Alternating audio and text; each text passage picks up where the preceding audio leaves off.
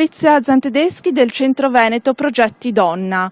Oggi si tiene 2 giorni un incontro con i dipendenti dell'ULSS 16 che si trovano a dover accogliere nelle loro strutture donne vittime di violenza. È importante la collaborazione anche della vostra struttura con l'ULSS. Sì, è un momento importantissimo per la costruzione della rete su cui anche noi come associazione ci siamo impegnati in questi anni.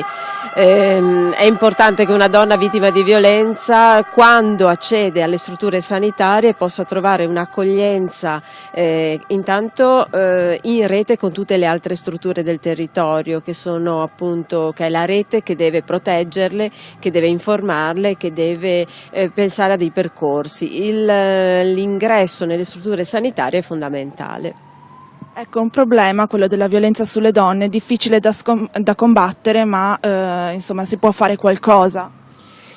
Sì, è un fenomeno che è in emersione, sicuramente, nel senso che stiamo facendo passi avanti, anche la legislazione sia nazionale sia internazionale ci aiuta in questo senso. Le donne in questi ultimi anni si rivolgono con più fiducia, anche perché abbiamo una rete che funziona meglio, abbiamo le case, abbiamo quindi qualche strumento in più per dare una mano. Ecco, perché il problema è proprio quello, le donne spesso subiscono violenza anche nell'ambiente familiare, però non lo denunciano, vanno avanti lo stesso, diciamo.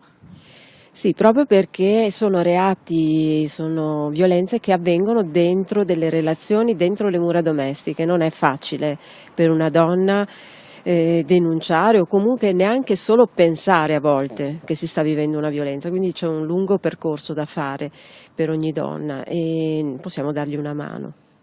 Quali sono i primi segnali che possono far insospettire la donna, a cui la donna deve stare attenta?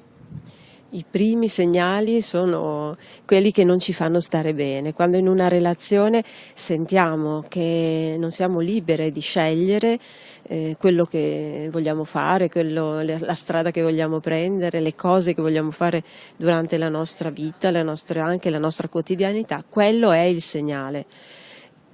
Non voglio neanche arrivare a dire il primo schiaffo, anche molto prima.